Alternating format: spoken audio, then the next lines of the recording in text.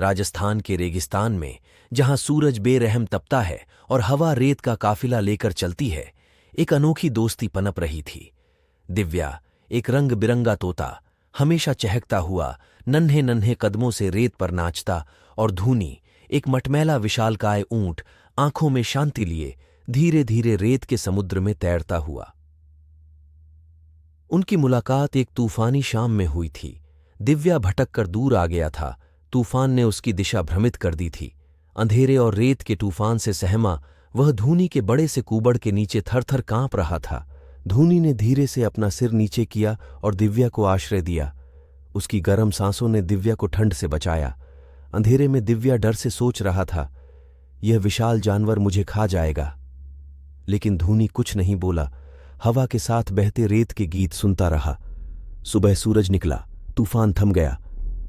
दिव्या, आश्रय में सुरक्षित, अपनी चोंच से बाहर झांका। उसे धूनी की शांत आंखें दिखीं, जिनमें न डर था न गुस्सा, सिर्फ एक शांत सहानुभूति। उस दिन से उनकी अनपेक्षित दोस्ती खिली। दिव्या अपनी रंगीन कहानियों और हवा में उछल कूद से रेत के ग्रे जीवन को रंग देता। धूनी उसे अपने कूबड़ पर बैठाकर सुनसान रेगिस्तान की पगडंडियों पर घुमाता। वह दिव्या को पानी के छिपे हुए सोतों दिखाता, रेत के तूफानों की चेतावनी देता। एक बार रेगिस्तान में अकाल पड़ा। पानी के सोते सूख गए, पौधे मुरझा गए, जानवर भटक कर मर रहे थे। दिव्या रोता हुआ आया।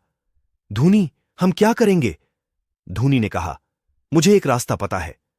वह दिव्या को अपने कूबड़ पर बैठाकर रेगिस्तान के एक छोर पर ले गया। वहां एक घाटी थी जहां पहाड़ों से झरने बहते थे। दिव्या उड़कर गांव पहुंचा, पानी के बारे में बताया। लोगों ने मिलकर पानी पहुंचाया, रेगिस्तान बच गया। दिव्या और धूनी की दोस्ती रंग और चुप्पी, गति और स्थिरता का अद्भुत संगम थी।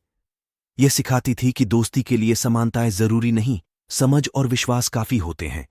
उनके बारे में रेगिस्तान के गीत गाए जाते थे, बताते थे कि कैसे एक छोटा तोता और एक विशाल ऊंट ने सूरज की क्रूरता से रेगिस्तान को बचाया था।